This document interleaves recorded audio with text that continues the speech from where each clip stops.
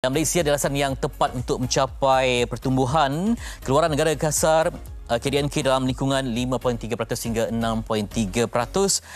Dan itu yang telah pun dizahirkan oleh Menteri Kewangan Malaysia Datuk Tengku Sri Zafrul Abdul Aziz, yang memberikan harapan baru untuk Malaysia terus berkembang maju dan cemerlang. Dan untuk kita meninjau bagaimana kepentingan dan juga impak KDNK ini kepada negara dan ekonomi, nak bersama dengan Dr. Muhammad Afzaniza Abdul Rashid dalam talian, dan beliau sebagai penalisis ekonomi pasti memberikan ada buah fikiran untuk melihat bagaimana KDNK ini memberikan impak yang besar untuk terus memacu ekonomi negara. Terima kasih Dr. bersama kita untuk pagi ini. Okey, sama-sama Fetri. Kerana jemput saya. Ya, baik Doktor. Tadi kita melihat bahawa ada optimis, ya, ada harapan yang begitu optimis untuk melihat ia memacu sampai ke tahap 63%. Jadi apa lagi Doktor bila masuk ke suku yang ketiga dan keempat ini, mungkin ada momentum yang lebih besar untuk mencapai matlamat yang diimpikan. Doktor, silakan. Okey. Kita dah tengok ataupun kita dah saksikan pada suku kedua hari itu, pertumbuhan ekonomi kita mencatatkan satu pertumbuhan yang begitu tinggi, ya, 8.9%. Dan bagi suku separuh tahun pertama telah mencatatkan dalam sekitar lebih 6% lah. Jadi maksudnya sasaran kerajaan 5.3 sehingga 6.3% bagi tahun ini nampak gayanya macam boleh dicapai lah. Dan seterusnya persoalan yang akan kita tanyakan, apakah momentum tu akan dapat diteruskan pada tahun yang kedua pula. Nampak gayanya memandangkan proses pembukaan ekonomi itu masih lagi berlangsung, saya kira pertumbuhan ekonomi pada separuh tahun kedua ni dijangka akan kekal momentum yang baik jugalah. Justru kita boleh mencapai sasaran kerajaan yang tentukan mesti itu 5.3 ke 6.3% tu mungkin dalam jajaran yang orang kata tu di upper range lah. Mungkin kita 6% macam tu. Jadi itu yang saya nampak gambar dan nampak lihat dari segi momentum pertumbuhan ekonomi negara buat masa ini. Baik, Doktor, kalau kita melihat kepada sumber perolehan negara, mungkinkah perlu dipelbagaikan lagi? Ialah kita pun sejarah sekarang ni ada pelbagai platform, ya, untuk mempelbagaikan sumber perolehan. Jadi kita mungkin perlu lebih kompetitif dalam daya saing, Doktor, dan mungkin dengan kerjasama rakan-rakan strategik yang mampu untuk melonjakkan lagi pencapaian, Doktor. Okey, saya kira ekonomi kita ni semakin berevolusi lah, dan kita maklum bahawa faktor seperti teknologi itu memainkan peranan yang besar. Dan negara kita pula, kalau kita lihat dari segi komposisinya tu, sektor yang berkaitan dengan elektronik dan ataupun elektrik ni sangat-sangat besar sumbangannya. Kalau dari segi sektor ekspor tu 1/3 tu lebih kurang disumbangkan oleh sektor tersebut. Justru Malaysia mempunyai suatu framework ataupun mempunyai suatu ekosistem yang baik untuk memastikan kata tu kita boleh mengadaptasikan teknologi dalam kehidupan seharian kita. Dan saya kira apabila kita menghadapi pandemik hari itu, jelas menunjukkan bahawa adaptasi di kalangan rakyat Malaysia, baik di bandar ataupun di kawasan luar bandar, saya kira penerimaannya begitu baik.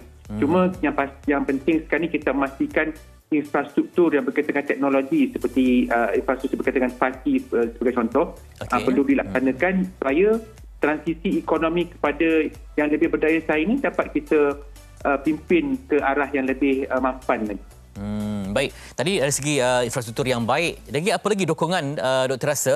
Mungkin juga dari segi pembekalan tenaga kerja, guna tenaga yang begitu mantap tersusun, yang juga mungkin dipandu oleh barangkali dasar-dasar negara yang memudahkan laluan itu. Sebabkan tadi Dr. rasa sebutkan swasta yang mungkin proaktif, jadi mereka juga memerlukan kepada sokongan dari segi guna tenaga yang berkemahiran untuk melonjakkan lagi penghasilan. Dr. silakan.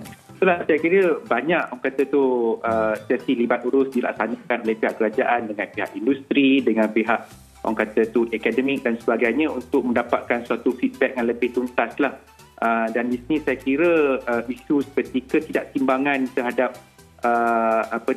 permintaan buruh yang berkemahiran tinggi itu merupakan antara isu yang sering diperkatakan. Dan saya kira isu ini terus-menerus dapat perhatian dan terus-menerus akan dapat diselesaikan.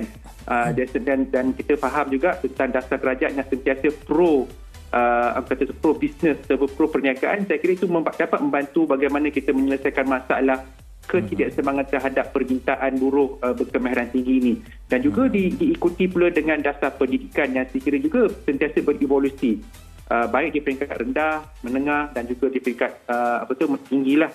Jadi saya kira banyak orang kata itu avenue ataupun platform yang disediakan oleh kerajaan, dan selain pada itu sektor seperti TVET juga diberi penekanan, dan ini bererti dari segi penggunaan ataupun penawaran buruh tu begitu terangkumlah, bukan sahaja dari sudut orang kata tu akademik, tetapi dari sudut TVET yang memerlukan orang kata tu kemahiran yang lebih khusus lagi, terutama yang perkara yang amat sinonim dengan sektor pembuatan. Saya kira begitulah. Doktor, tentang swasta, pihak swasta yang barangkali juga mereka juga mengharapkan ada pelbagai insentif yang menarik yang mampu untuk melonjakkan lagi pencapaian ekonomi dan menggerakkan lagi ekonomi negara. Doktor, swasta dalam konteks kita ni sebab 2 tahun dengan pandemik kan, jadi mungkin ada keterbukaan ekonomi, mungkin dapat menjaringkan kembali hubungan yang mantap, jadi mungkin dapat memacu pencapaian pihak swasta, Doktor. Itulah betul. Saya rasa ekosistem dari segi perniagaan tu di Malaysia ni sangat-sangat baik, terutamanya dari sudut pendanaan. Dari segi orang kata tu dana daripada pihak ataupun sistem perbankan, daripada institusi pembangunan ataupun development financial institution DFI, saya kira saling orang kata tu bergerak seiring memastikan sektor seperti MSME ataupun micro SME lah sentiasa mendapat kata tu peluang yang baik dari sudut pendanaan, funding dan sebagainya, dan juga latihan untuk memastikan mereka ini sentiasa mendapat kata tu pembinaan kapasiti dan juga pihak seperti MITI, Masjid dan sebagainya sentiasa melihat peluang-peluang perniagaan di luar negara, juga membuka ruang bagi perniagaan untuk mencebur ataupun menembusi pasaran ekspor. Saya kira satu ekosistem yang begitu komprehensif telah pun ada di Malaysia ini.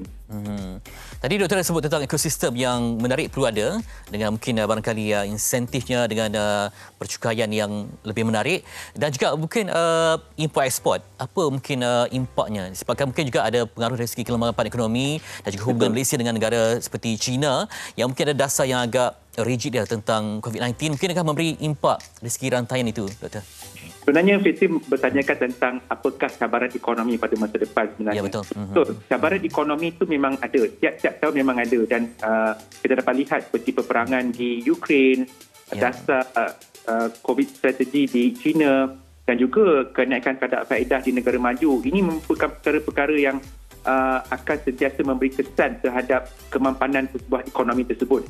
Di sini peranan kerajaan, peranan pihak peniaga untuk secakna tentang maklumat yang ada supaya mereka dapat, orang kata tu, sekolah kerajaan merangka dasar lah supaya dapat memimpin rakyat dan juga peniaga dapat menghadapi masalah ini. Bagi pihak peniaga pula cuba mencari peluang, cuba orang kata sentiasa melihat bisnes model mereka adakah sesuai dengan cabaran yang akan dihadapi. Dan begitu pihak ataupun rakyat Malaysia dari segi literasi kewangan, kita dah belajar dah masa 2 tahun lepas bila berlaku COVID-19 tu, isu berkaitan literasi kewangan ini merupakan sangat-sangat penting. Jadi sudah pasti dengan maklumat yang kita ada, perkongsian yang kita ada berkenaan dengan data-data ini perlu diambil kira supaya dapat membuat satu keputusan lebih baik lagi.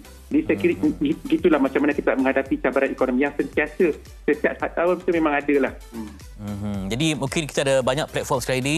Semoga ada banyak pihak lah. Mungkin IKS pun yang mengambil bahagian di atas optimisnya mencapai 63%. Akhirnya apa harapan doktor dan juga jangkaan mungkin dapat kita terhadap bajet dan sebagainya yang mungkin orang awam juga boleh terlibat sama untuk menzahirkan apa harapan mereka dan juga tidak lagi ketinggalan. Pandemik ramai yang diuji, ini masa untuk mereka berevolusi untuk mengambil bahagian. Kalau macam swasta ada R&D yang menjadi insentif penting untuk memacu ekonomi, silakan doktor. Betul. Kita berada dalam dunia yang banyak informasi.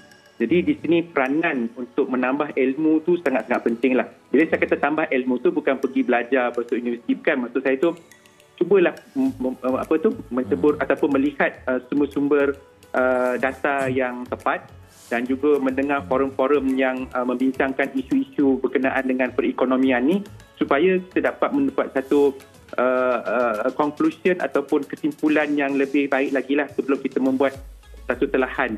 Kerana dunia semakin mencabar dan ini memerlukan kita untuk terus berinovasi dan sentiasa bertindak dalam keadaan segera untuk kebaikan diri kita sendirilah.